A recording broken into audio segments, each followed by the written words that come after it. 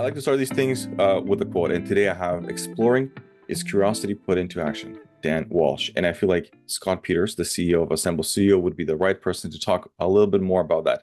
He has Assemble Studio, a nearshore production studio, so niche and so unique it would shatter the production narrative. Simultaneously, he's also an avid runner, swimmer, and a devoted beach bum. Scott, how are you today? I'm going well. Thank you. Thanks for having me.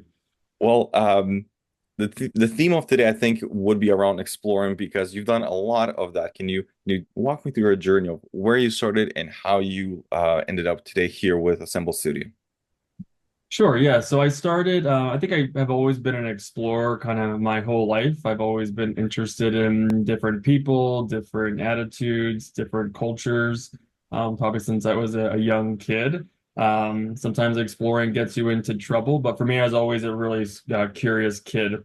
So I think my story really starts. I had selected a college in Boston, which was a co-op college, Northeastern University, where we worked for 6 months and went to school for 6 months. And my curiosity brought me into journalism because I like to ask a lot of questions. And then I ended up in the marketing side, advertising side through co-ops and working. So I immediately fell in love with marketing and advertising.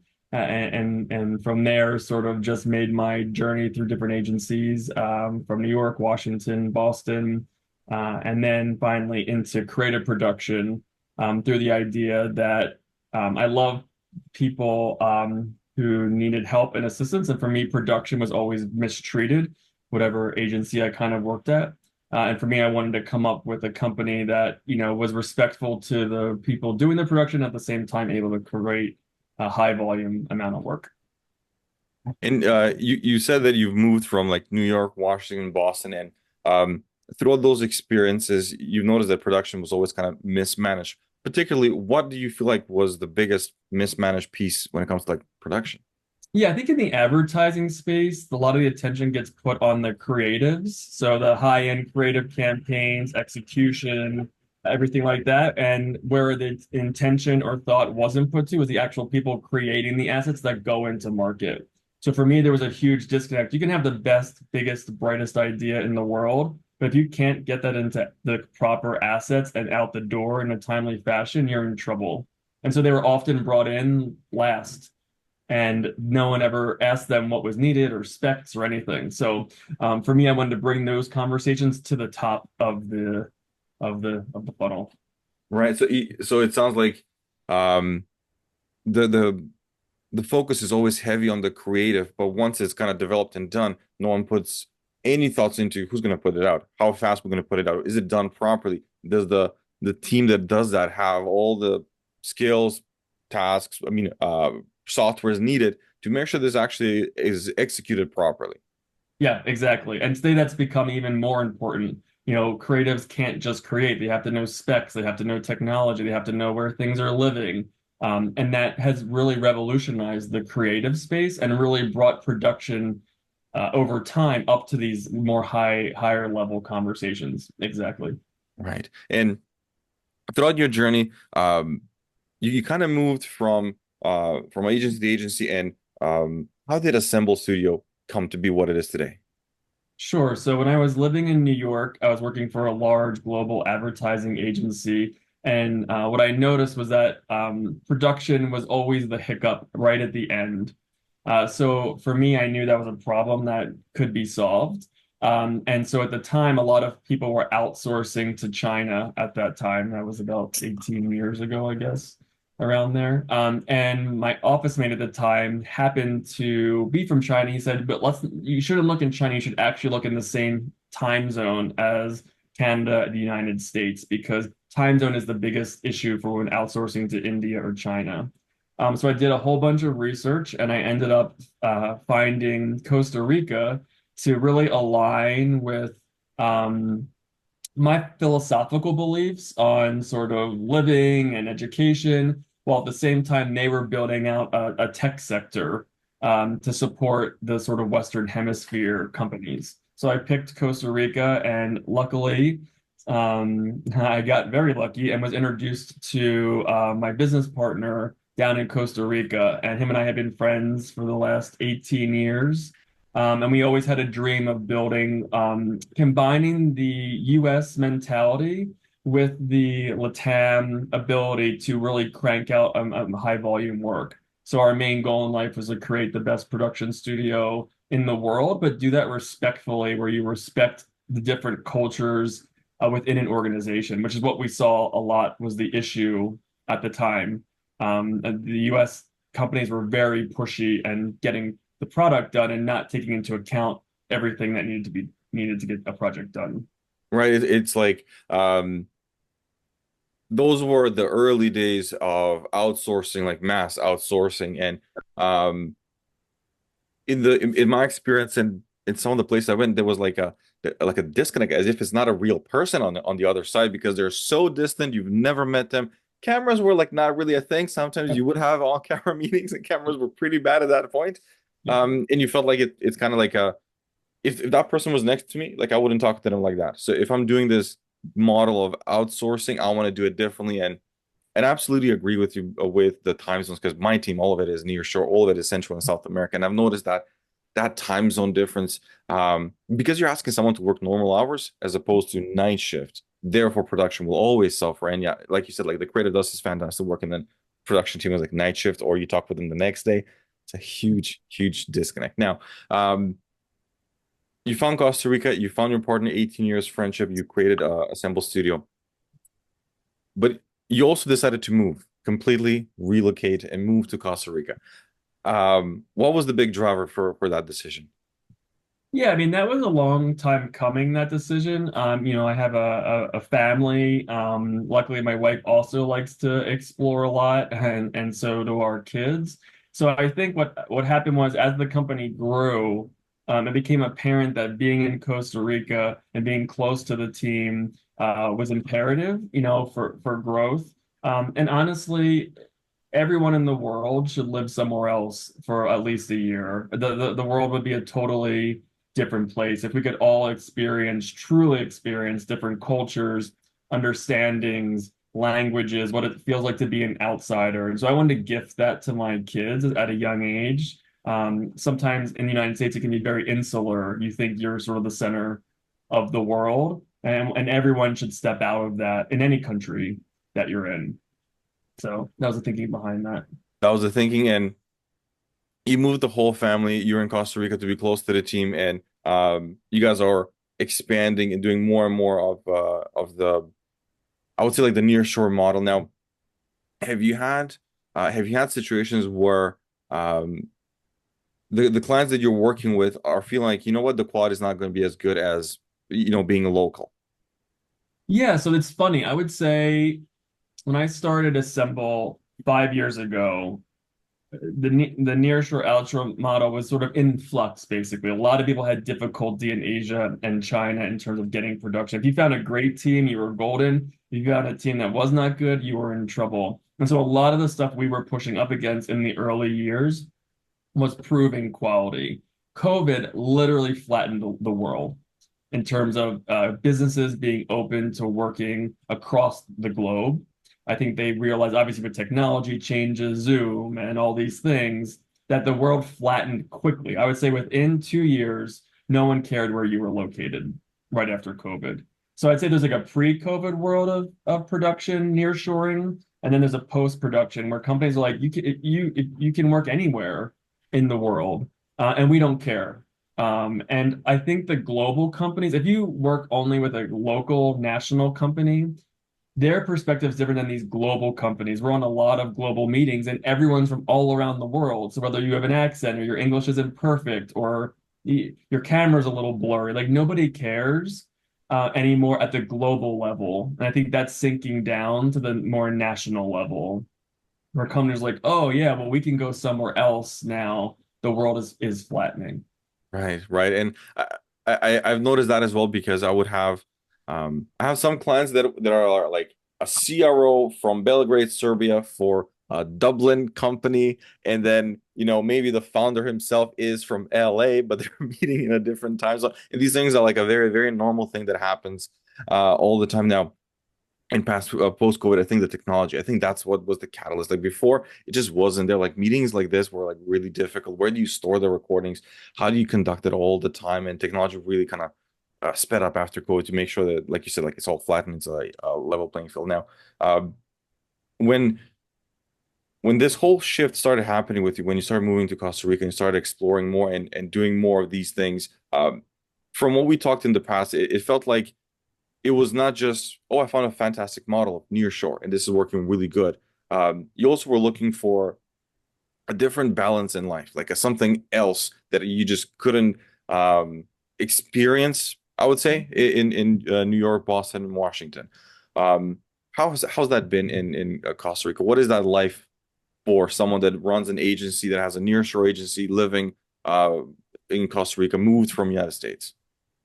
Yeah, I think if you travel a lot, I think you'll, this is for me, when you hit a country, you kind of know the energy of that country when you hit it or the city. Like if you're in New York, you know it's busy. If you're in Austin or Nashville, they're a little bit more relaxed. When you hit Costa Rica, the energy level is 20 times less than not when I say the United States, I'm talking about the like the East Coast of the United States, than that area. And so immediately your mentality changes. You're more relaxed. You pay attention more to to what's going on around you, but you have a little bit more time. And I think culturally, especially in Costa Rica, what we learn is, family and friends are first, and then your job is second. And so I think that's a shift as opposed to the United States, where your job, but you walk into a party and everyone asks you, what do you do for a living? They don't ask you how many kids you have. They don't ask you, what do you do? What do you enjoy doing? And the first question out of everyone's mouth is, oh, hi, I'm blah, blah, blah. And what do you do for your job? Like Right. that's your validation, right? As a person, we're down here. It's not like that. And so it's a whole literal shift of thinking. It doesn't mean that people aren't as successful in certain circles. It just means that their priority is different. And I Priorities, think yeah. that's what we as a family were looking for, was this more intention of a slower pace. Obviously, the lifestyle is different down here, but this connection to a community that believes families first. And that's sometimes hard to find. That's right. Especially when you have when you have clients work that is like super high demanding, you will be reached out at 8 a.m., 6 p.m., 12, where it sounds like in Costa Rica there's this like time frame, like yeah, like 9 to 5 we do work, and then after that you got to spend time with your family, or if something happens, you got to cut work short, spend more time with the family and the kids. No, it's like really interesting. They work it all together. Like where I think like it's very interesting. If we're all so intense in the United States that everything we do, the intensity has to be 100, right? Like if we're with our kids, it's 100. If we're with our family, it's 100. If we're gonna travel, it's 100. Where I think they kind of function at like a 70. So like nothing, like they're doing it all, but not at 100% all the time. So I think because we like our stuff is so intense, it feels so draining. Where the family is just part of the life. The job is just part of the life. It's just part of life. And it's not this like huge intention of like, I have to be with my kids today because I haven't seen them in 3 days. So we're gonna like do something all weekend. Right, right. It's not like let's optimize every single piece of the day. Let's optimize this. Let's maximize that. It's more like, yeah, man, it's okay to cruise a little bit. Right. And if you do that over time, things naturally have a rhythm. If you're jumping 100%, 100%, 100%, then your life it's choppy. It feels choppy. And when you mention that, you feel like your life is choppy, is that something that you noticed in the past compared to now? Like when you work with your clients and when you work with the team, you feel like I feel a lot more productive. I'm doing better stuff because I'm not up and down. It's more cruising at a steady over time. 100, yeah, you're 100% more present in your day. And you're thinking more, and there's more intention behind what you're doing. So yeah, definitely. The choppiness is distracting, the jumping, And where it's part of life, it's a bit easier. and when you started this whole thing, it's probably like, like it's a new country, it's a lot of new stuff you got to do, but you already have a team there. You already like things are already established. It's not like a brand new unknown territory for you. What were some of the challenges? Like if someone decides, you know what, I'm listening to Scott, this sounds fantastic, man. I got a buddy of mine in Colombia. Like I want to move to. What are the first steps that you would suggest to someone if they decide you have a nearshore team? Are you thinking of moving there so you can do a better job for your clients and your family? What are the first steps that someone should do if they decide to move where the team is near shore? Yeah, I mean, the biggest thing is you. I mean, you're the biggest blocker, I would say, to moving to unless someone's sick or you have a family member that needs care, like you yourself are the only blocker. The only reason you're not doing it is because some fear or some thinking or some belief system that's probably not true, like stopping you. So I think you get past you. The rest is there's companies that can move you. That we use a relocation specialist. Like that's not overly challenging. We rented our house out. Usually it's the person is the fear of not doing it. And then what happens is you lose that time. Like if you don't go by a certain time, if you have children, it's really hard in high school to move. Just Yes. academically and with colleges and universities, like if that's the route you're looking for. So there is a time frame, but we're surrounded here in Costa Rica by people who move all the time around the world.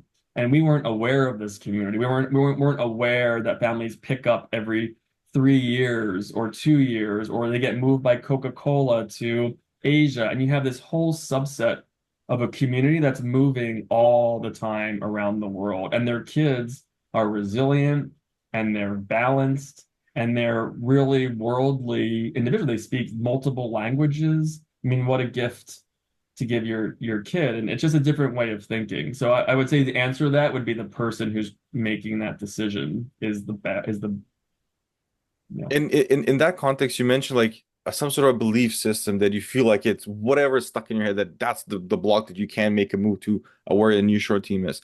Um, what was it for you? What was that kind of belief that like if I do this or I shouldn't be doing this because of XYZ?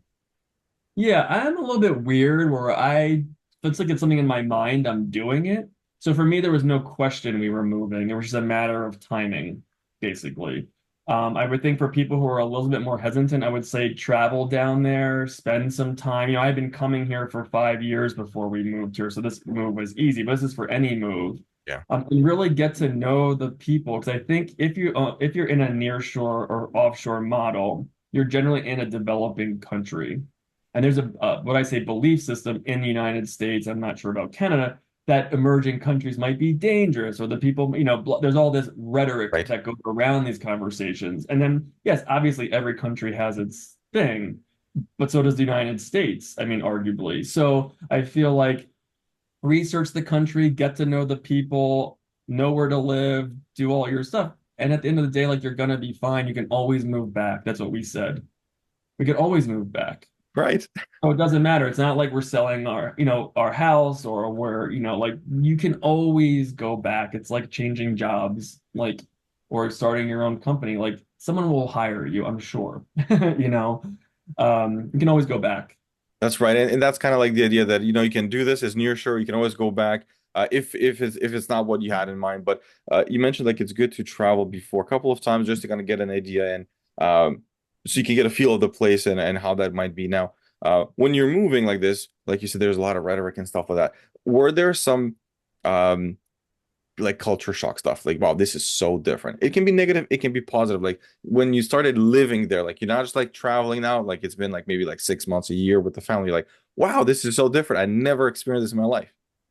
Yeah, and it's yes, definitely. And I think, anywhere you move, you're gonna experience a cultural difference. Whether even if you move from like New York City to LA, like there's cultural differences all around. So that's like a definite like gonna happen.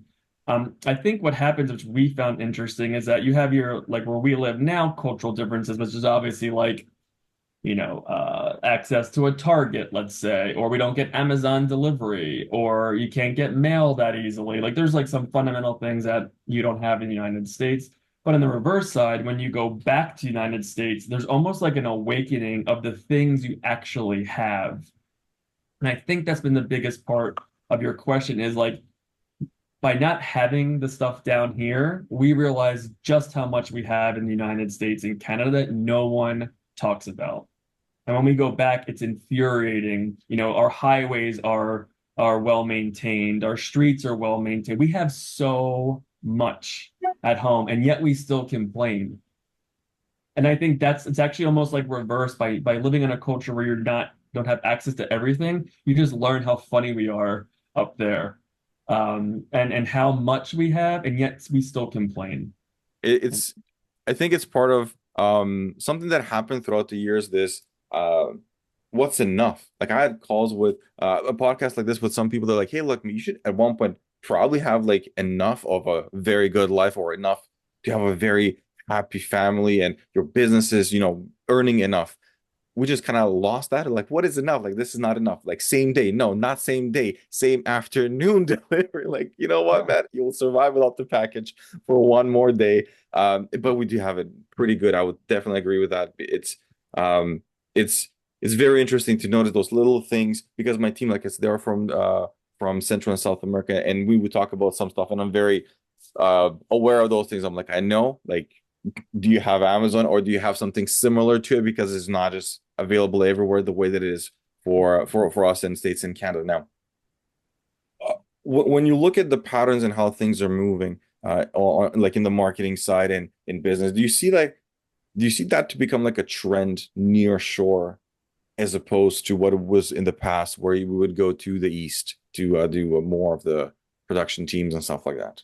Yeah, definitely. I think the nearshore model works for the Western Hemisphere. So what we find is that there are pockets, basically, if you travel around the world for production, because a lot of people are building global production companies now, and the goal is a 24-hour production cycle. So can I move work around the world in 24 hours, which so I can accomplish a job in 1 or 2 days that would normally take me 4 weeks, basically.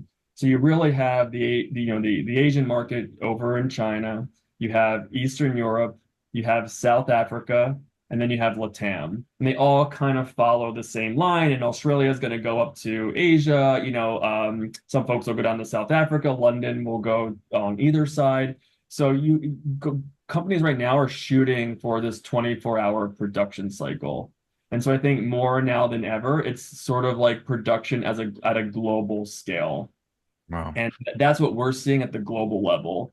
Can we produce this in 24 hours that would normally take us 4 weeks? And so your production company is part of a global cycle around the sun cycle, basically. And I like how you explain that every, let's say, like top five economy has a region that is They probably have, the most optimal one yes. to take production in consideration, and infrastructure of places and quality and all those things. And I never thought of it that way. I always kind of like mixed and matched, if you will. But the way that you explain it, how US and Canada have LATAM, and then Yep. Europe probably will have South Africa or East Yep. Africa, and Australia would have Asia, India, Pakistan, that kind of area. It makes the most sense for those markets to do a 24-hour production cycle. Exactly. And then it comes down to communication, and we have the tools. So then it's just the communication is the most important piece of the globe, which is the biggest trip up for production. Any When we see this at the global level, their issue with production is literal communication. What is the culture I'm talking to, and how do I talk to them? And then what is the expectation set? And that is where the breakdown occurs. Production is easy. Like once you get going, it's easy. It's the literal communication of what needs to be done that is the trip part. And whether that's at the global level all the way down. And that's what we were at Assemble work tirelessly on is communication between cultures. Jody did not speak English when we met, and I did not speak Spanish, and yet somehow uh, through a belief system, we were able to build Assemble, not communicating. We didn't have a translator until like 3 years into our relationship. We did it on intention and purpose. We both wanted the same thing. That's intense. Yeah. That's very interesting. Now, would you say communication is the most important part because production, once you get the groove of it, you're pretty good at it. When it comes to communication between cultures, um, what have you seen? Like, if someone is from the States or Canada and thinking of working with someone from Central and South America, what is the best communication style? How do we do it so that everybody wins? Sure. So the first is, I would say, understanding the culture you're in. Every country is different. So you can't really it's like lumping the United States as all one thing. Like the regions are different. So first is understanding the region that you're in. So if you're going to Ecuador or Belize or some more emerging market, you're going to have a different culture than a Costa Rica or a Panama or a Mexico or uh, Argentina, which is a little bit more established. So I think Hmm. it's first understanding where you're looking is number one. Number two, I would say, is understanding the culture of that place. Like Costa Ricans take lunch. They enjoy being outside. They don't want to be stuck in a high rise. They want to be communicated to, not told what to do. So each culture is a little bit different. Understand that. And then it's up to you, the person, to communicate clearly. And that is like documentation, or if someone was going to hand off you work, what would you want in that work? So clear description, clear specs, clear communication, the ability to get in contact with the person. That is has to be precise. And that's where people get lazy. Oh, just throw it over the fence. Just throw the creative concepts over and just animate this thing. Well, no one knows what's in your brain. So if you're not communicating that because you're moving so fast, that is the downfall. Right, right. And I've noticed that many times, and it's something that, like you said, you don't know what's in your brain. Like the person on the other side is very capable, but you need to slow down. You made the commitment to that team, so you can't be like, I'm very busy. Like that's cool, but they made a commitment to you. They want to do everything that they agreed to, but you need to slow down and give them every piece of information. And it's not redundant. It's No. it's part of the process, and it's most of the times like what you mentioned. I don't even feel like it's a language barrier. It's you're not sharing your concepts. Clearly, It's you don't have clear. You do have SOPs. You don't have SOPs. So it's lazy. It honestly is lazy. As we can see a lazy client from a million miles away at this point. And we know when it comes over, we know when the brief comes over, we know when there's no specs. We're like, all right, this client thinks they're more important than us because they don't need to give you the information. But what's gonna happen is they're gonna come back with a million changes and blame you for not hitting the mark. But yeah, it's the job is the production team to ask those questions. So for us, we have hundreds of checklists. We have conversations with our client. We keep wikis. We know what color our clients like, what fonts the clients like. It's our job to gather that information. And that's how we stay ahead of a client that might be a little bit more on the lazier side because they're going to blame you because probably at their work, they're also lazy. So it's not just us. So if we can protect ourselves by gathering information, then we're usually in good shape, and then we're usually helping them look good, and then they love you, and then blah blah blah. and it sounds like you have a lot of experience in these fields, and it looks like you're really good working with people because you've done a lot of this for like many years. But what I also want to, I remember we talked about this in the past that um, you're very good with people and talking with people and communicating really well. It's not something that everybody can do. You went through these journeys exploring and changing cultures and changing countries. And you also mentioned that at one point you had a friend that was a monk that, you talked a lot, not just about business, communication, people, life in general, all those things. What were some of your 3 to 5 most important things that you learned from your friend that is a monk that you were able to apply in your life, that you were able to apply in your nearshore agency? Yeah, I think for me, when I left, I had started a company before this, and when I left, I had like extremely high anxiety, like extremely high, like probably functioning at like a 10 when most people probably function at like a 3, 4. Mhm. And I knew that the journey I was going on of running my own stuff, I needed to have some type of outlet to help me. So I got into mindfulness and meditation very early when I left. And in choosing that path, I basically saved, my business life, but also sometimes my own life. And so being on this explorative journey of mindfulness and meditation has allowed me to talk to a lot of people who are in that space that usually people might look at as woo-woo-y or not business focused. For me, I always needed a mixture of mindfulness and meditation and business. And so I was lucky to find a friend of mine that had both sides, but also running a company is challenging for someone who um, intention is to make something better, not necessarily make billions of dollars. So there is this like very weird world when you have a brain that cares about both. And so with him, it was very easy to have conversations about different philosophical things when you're building a company, when you have to make hard decisions, when things don't go bad. So mindfulness meditation was enormously impactful for me. And I can attest definitely to that because I started doing that 5 or 10 minutes. That's the max I can do. That's the max the time that allows me. I don't have a very long a morning routine or anything like that. We're talking about like 5, 10 minutes of meditation, and I've learned a couple of techniques, and it does help you continue the day as opposed to being scrambled and trying to do 50 things. You kind of like, I know exactly what I need to do and I know what the challenge is. And there's, good and bad emotion around all of that and challenges, whatever it is. But at least you're very intentional. You know what's going to happen. You know what you need to tackle as opposed to before. When you talk about that anxiety, for me, it was, will this work? Is this client happy? Is this working? Will this fail? Did we do the right decision here? Is this person doing good stuff or am like it was just all these like continuous um anxiety triggers, I would say, that you just can't really do your best work. And through mindfulness, through meditation, it definitely kind of made it a little bit easier to go through the day to know exactly what to work with. And when you start doing all these things, when you start meditation and mindfulness, um, did you try to like expand it in the company as well to kind of share it with the staff, with the team members, to be like, hey, you will feel a lot better, you'll be more productive, kind of make it like in a cultural thing of the company?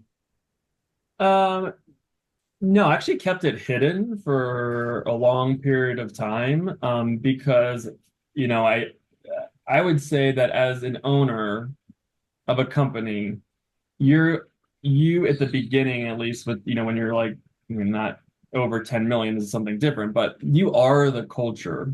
So I think like you innately put in the intentions where you do without broadcasting where it's coming from, basically. So for me, I never like really talked about it. I never really shared within my work community.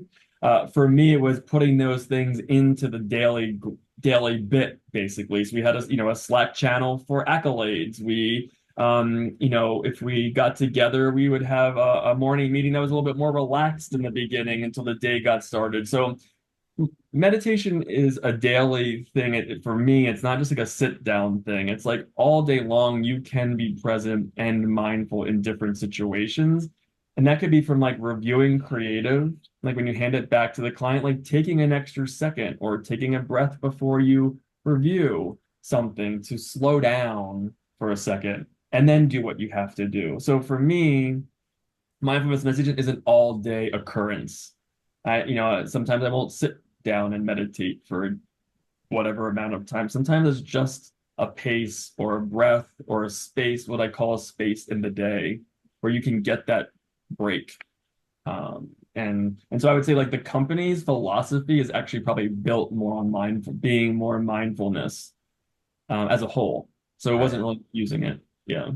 You're obviously a pro at this. You're on the next level. Uh, Um, yeah. and so the way that you feel like the best thing to do for your company was to um, take the concept, principles, the philosophies, and kind of implement them into a daily meeting. A morning meeting is more relaxed. Take a breath before reading something, understanding what is happening with the client, kind of slowing down, being more present with every piece or everything that you have to do, as opposed to how much can I optimize the day to output. Exactly. And the franticness, like part of being mindful is being present, which means not being frantic. We all worked for frantic bosses. And when that's like that, people panic. They get jerky and jittery. Like if you're calm, even in a crisis, like, that makes people feel comfortable. And that is mindfulness from the leadership perspective, being calm enough to say, okay, like the sky is falling, but I always say, like, is it like it's not going to end anything? Like, you can always go do something else. You can, the situation, unless it's very health related or there's some dire, you're going to be fine. Like, it will pass. Yes. And The worst thing. I think we've all been when you said like that frantic boss, I just like vivid memories of you're doing something and then you just get a email or a phone call. And in the beginnings, like when I was an employee, I didn't understand what was happening. And then on the other side, when I started my company, I realized I was that person in moments because 10 things happened and one thing was like the tipping point. But like you are frantic. You're like, this is going wrong and that is going and what? You're so intense that one small thing, and then you're like, then you feel bad, right? You're like, why did I lash out? That was not a right thing. If I was just present, my company would be better. That person is fantastic at their work. It's just that one day was actually me. It wasn't what they did. Right. And it's the goal is to never get to that 10, to keep yourself always at the 5. No one makes good decisions at a 10. It's impossible. So if you can constantly keep yourself at a 5, which is work, which is mindfulness, which is it, that takes work. But if you keep yourself at a 5, then whether it's a 10 or a 5, it doesn't really matter. You're even. Hmm. And that is really the goal because that person that you lashed out at isn't, like you said, like that. It's usually not the last pin, right? That drops. It's directly at that. Now that person is taking all of your 10. It's not fair to them. Correct. That wasn't their problem. That was your problem. That's right. I That's right. think leaders do that a lot, I think. And that's unfortunate because it's a trained leadership. It's now a trained leadership style. Well, I'm just going to freak out because everyone's going to do what I'm going to say. But that's not those people's like overall problem. Yeah. And I've seen meetings. So like I would take a client call and someone sometimes the company is fairly large. They'll say, look, you're gonna work with like this two, three people. And I've sat on meetings where we start our marketing weekly strategy, and I'm sitting here for 10 minutes, and this guy just getting destroyed for 10 minutes just because they made a mistake. They didn't follow up with the sales opportunity, they didn't check on this lead, or they didn't enter what they did. And for like 10, why didn't you do this? I'm like, there's probably a different way of resolving this because tomorrow, when I have a call again with that person, probably not want to do the work anymore because whatever they touch, it's this high level of anxiety. Will the boss lash out again? Will they be super upset about the smallest thing? Because I'm confused. I really don't know why is this like intensity for a thing that I really see that we have a solution. It's not the end of the world, like you said. Like it's we can move past it now. When when I see those things, I'm like, you're absolutely right. It's like top to bottom leadership. What are your leadership philosophies that you kind of apply in your company, in your life? Well, for me, I think first off, I think that, and I always say this, like I was a journalism major that became a business owner. I have no business acumen. I have no MBA.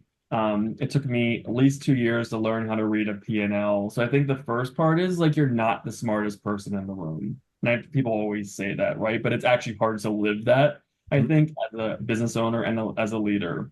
To me, it is respect, respecting people, respecting where they come from, respecting culture, respecting that people have things in their life that occur that you can't check at the door. If I am respectful to you and you're respectful to me, that is it. We're good. When disrespect happens, because your culture, you have a respectful culture, right? It's very clear. Like that company probably doesn't have a very clear culture. If your culture is clear and at Assemble, our culture is respect, then that's the level you can't break. If a client is disrespectful to us, if someone who works within the company is disrespectful, it's immediately it's so apparent that it's happening, and it's so apparent that it's not acceptable that it's easy to call out. And I think where companies fail is they think company culture is like ping pong tables and having fun and all these things. Like, no, company culture is like a guiding one or two principles from the leadership that people can't cross. And for us, that is like respecting. Like that is the biggest thing here. So for Assemble, it's a parent when someone is disrespectful, and we handle that. And we're not afraid to handle that because we're respectful. Right. And I wanna learn more about that because I think we all kind of have some ideas, but when when the bad call happens or the tough meeting happens, I dread those. I really don't like to be that person. I even tell when that happens, the first thing I say to the employee, like I really Like this is the least thing that I really want to do today at all. Like it's not what I like at all. And or if you hired someone and 6 months down the road it doesn't work out, like you do know like hiring and firing is not something that a business wants. They all want to work towards the same goal. How do you handle the tough calls when someone is disrespectful? Well, I think if in my mind, if you feel like when we say your street is clean, like if you feel like you've done everything in the situation to help, then it's acknowledging the situation, and that's where we have become so in business, we're not honest with what's actually occurring. We're afraid of those meetings. Guess what? It happened. It's wrong, and I'm sorry, and I will try to fix it, but sometimes I can't fix it. And sometimes the relationship just isn't good, and sometimes this just isn't going to work out for you. But like that's okay because I'm opening another door for you. You might be better at a different company. Client, you might be better with a different company. Like I'm opening a door for you and saying like this just isn't a spot for you. And like think about like restaurants, right? Like you find your favorite restaurant and you love going there because you enjoy it. And then when you go to a restaurant you don't like, you're not going to go back, right? Because it does not a fit for you. It doesn't feel right for you. And business companies are the same, in my mind, the same thing.